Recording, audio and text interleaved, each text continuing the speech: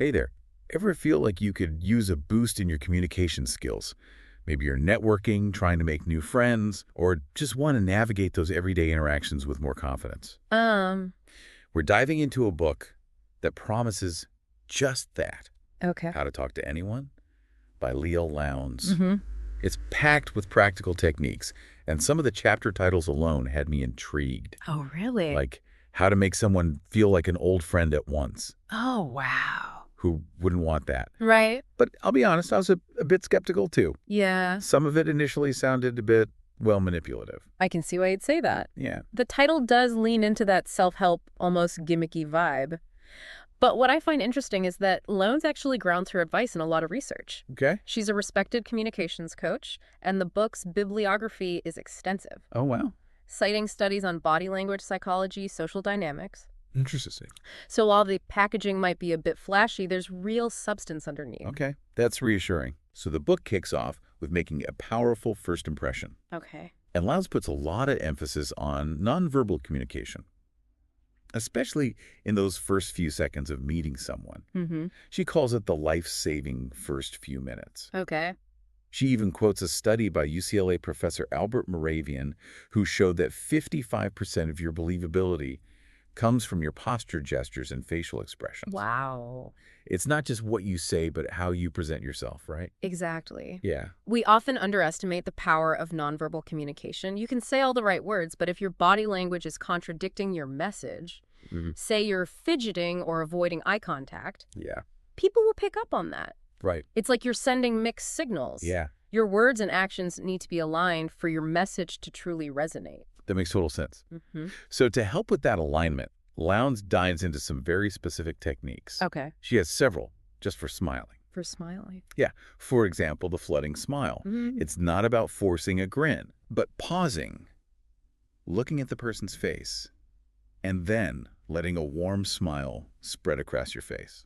What's fascinating about this is the intentionality. Yeah. It makes the smile feel more genuine, like it's specifically for them. That slight pause can make all the difference. Right. Think about it when someone smiles at you like that, like they're truly happy to see you.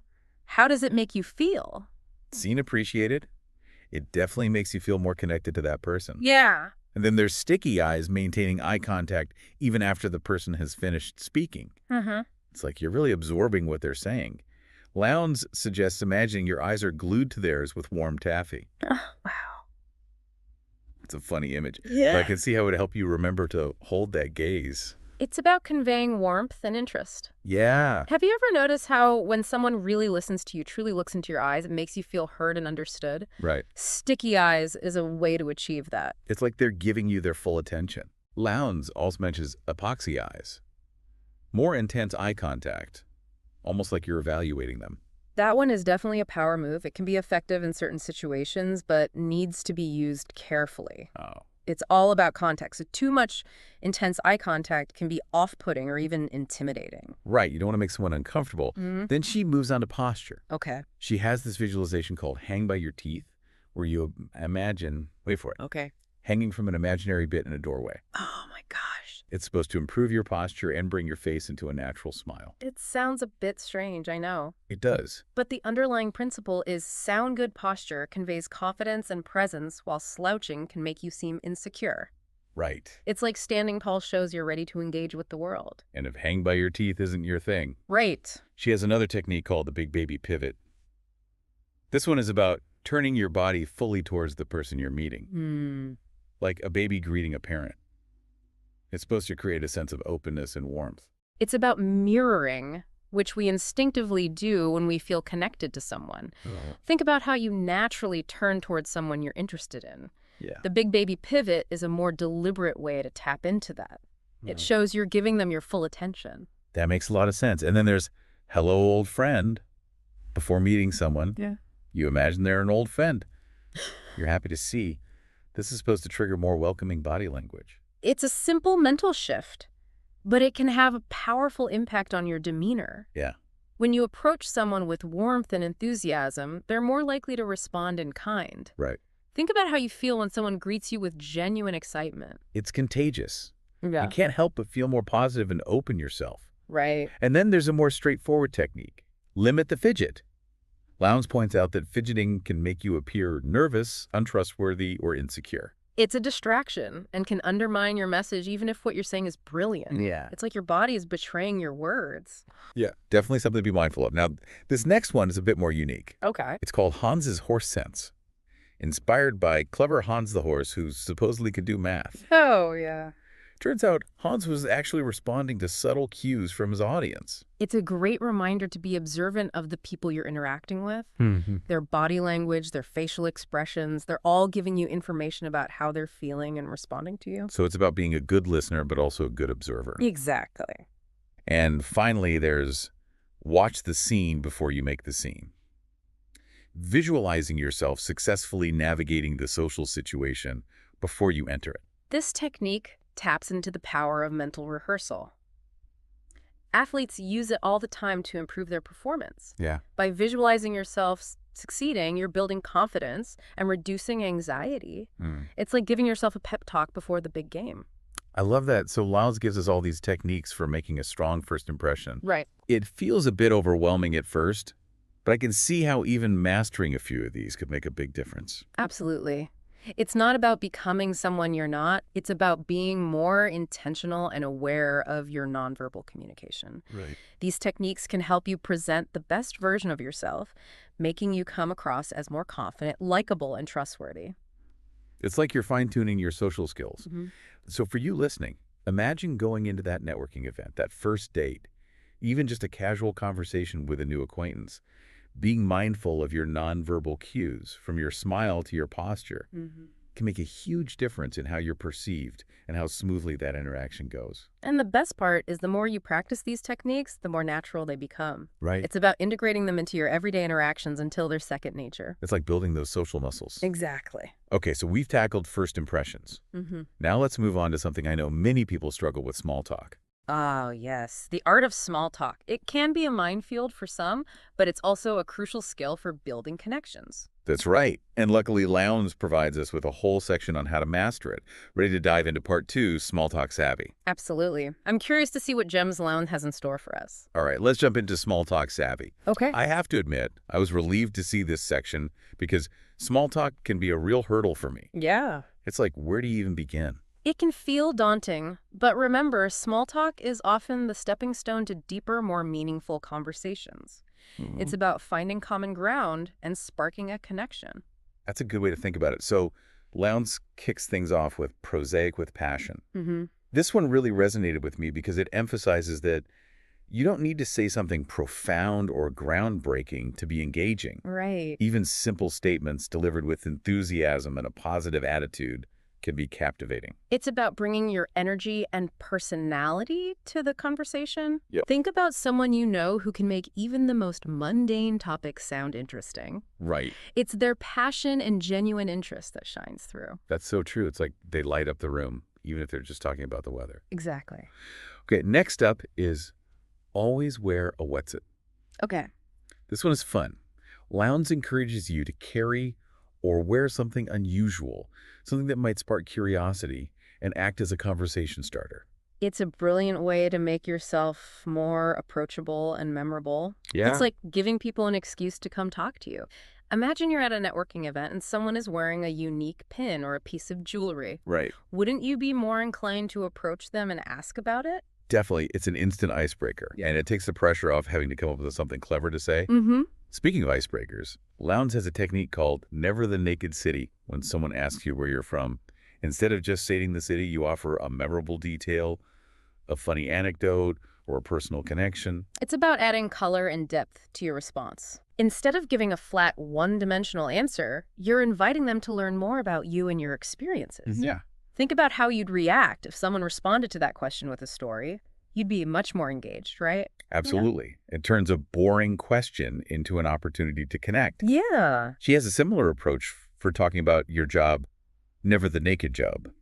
Instead of simply stating your title, you highlight how your work benefits others or share a story that brings it to life. It's about framing your job in a way that's both informative and engaging. Instead of listing tasks or responsibilities, you're showcasing your passion and purpose. It's like you're inviting them into your world and showing them why you love what you do. It makes you so much more interesting to talk to now for those times when you're asked to Tell me about yourself. Mm. Lowndes suggests using a technique called bragging. It's about them. Oh, okay. It's about framing your accomplishments in a way that connects to the other person's interests or experiences. It's a subtle but powerful way to build rapport. Instead of sounding self-absorbed, you're demonstrating that you're genuinely interested in them and how your experiences might resonate with their world. It's like finding that common thread that connects you. And in today's world, where everyone is constantly bombarded with information, Lowndes emphasizes the importance of staying informed about current events. She calls it the latest news, please. It's about being a well-rounded conversationalist and being able to engage in discussions beyond just your personal experiences. Right. Think about how impressed you are when someone can seamlessly weave current events into a conversation and relate them back to your interests. It shows they're engaged with the world around them. It's like they have their finger on the pulse of what's happening, which makes them fascinating to talk to. Yeah. Okay, this next technique is a classic active listening technique, parroting power. It's about repeating key phrases from your listener's statements to show you're paying attention and encourage them to elaborate. It's a simple but effective way to make people feel heard and understood. When you repeat back what they've said, you're not just passively listening. You're actively engaging with their thoughts and feelings. It shows you're truly present in the conversation, not just waiting for your turn to speak. Exactly. And finally, we have encore, a brilliant way to encourage people to share their stories. Lowndes suggests saying something like, tell everyone about the time you... It's a way to make them feel like the star of the show and give them permission to shine. Oh. People love to share their experiences, and this gives them the perfect platform to do so. Imagine how good it feels when someone asks you to share a story and genuinely listens with interest. It's validating. Right. It makes you feel like your experiences matter. So Lowndes gives us all these tips for navigating the often dreaded small talk. And I think what resonates with me the most is that it's not just about filling the silence. It's about using those initial interactions to plant the seeds for deeper, more meaningful connections. Exactly. It's about finding common ground, showing genuine interest, and making the other person feel heard and appreciated. Those are skills that can benefit you in any situation, from networking events to first dates to just chatting with your neighbor. Absolutely. Now, speaking of making an impression, how do you feel about moving on to part 3, talking like a VIP? Intrigued. We've covered the foundations of first impressions and small talk, so I'm curious to see how Lowndes elevates those interactions to create a sense of influence and authority. All right, talking like a VIP. This section had me curious and maybe a little intimidated. Yeah. It's all about projecting an image of intelligence and influence. I think many of us want to be seen as someone who commands respect and attention. Right. But it's easy to cross the line into sounding pretentious or fake. It's a delicate balance for sure, but Lowndes isn't suggesting you put on airs or try to be someone you're not. Right. It's about refining your communication style to make it more impactful and memorable. And she starts by tackling one of the most common conversation starters. Okay. What do you do? Surprisingly, she advises against using this question because it can feel like a judgment or put people on the spot. Oh. Instead, she suggests asking, how do you spend most of your time? It's a subtle shift, but it makes the question feel more inclusive and open-ended. Yeah. It recognizes that not everyone defines themselves solely by their job title and opens up the conversation to a wider range of topics. It's like you're giving them space to share what's truly important to them. Exactly. Now, if someone flips that question on you and asks about your work, Lowndes suggests having a nutshell resume ready. Okay. This is a concise and compelling description of what you do, emphasizing how it benefits others. Think of it as your elevator pitch. You want to be able to clearly and concisely convey what you do and why it matters, whether you're at a networking event, a social gathering, or even just chatting with someone new at the grocery store. It's about being prepared to make a strong impression whenever the opportunity arises. Right. Okay, this next one is for all the word nerds out there like me. Your personal thesaurus. Lowndes suggests expanding your vocabulary by substituting common words with more sophisticated alternatives. It's about using language that is both precise and engaging. Think about how you feel when you come across a word you've never heard before, and it perfectly captures a thought or feeling you've struggled to express. It can be eye-opening, right? Absolutely. It's like you've unlocked a new level of understanding, Yeah. and it makes you want to learn more. Now, this next technique is simple but effective. Communication. It's about starting sentences with you to make the other person feel like the center of attention. It's a subtle way to shift the focus from yourself to them, which can make them feel more valued and engaged in the conversation. Mhm. Think about how you feel when someone genuinely focuses on you and your experiences. It's flattering, right? It makes you feel like you're the only person in the room. Yeah. And speaking of making people feel special, Lowndes has a technique called the exclusive smile.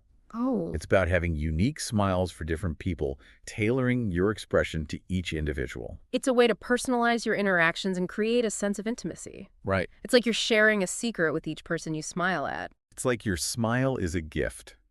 You're giving them... Okay, this next one made me chuckle. It's called Don't Touch a Cliche with a 10-Foot Pole. Lowndes encourages us to ditch tired cliches and instead craft original similes and metaphors to make our language more vibrant and memorable. It's about being creative and finding new ways to express yourself. Yeah, Cliches are like those overplayed songs that you've heard a million times before they lose their impact. right. But when you use fresh, original language, it's like you're composing your own music. It's captivating and refreshing. It makes you stand out from the crowd, and sometimes the best approach is the most direct one. Mm-hmm. That's where call a spade comes in. Yeah. It's about using clear, unambiguous language. It's about being honest and straightforward in your communication. It shows that you respect your listener's intelligence, Right. that you're not trying to sugarcoat or manipulate the situation. Think about a time when someone was vague or evasive with you. It probably made you distrustful, right? Absolutely. Clarity is key, and it builds trust. Right. Now, this next technique is all about empathy. It's the receiver's ball.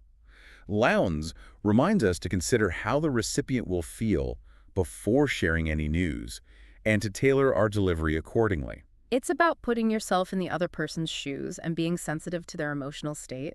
It's about understanding that the way you deliver a message can have just as much impact as the message itself. It's like you're choosing the right tool for the job.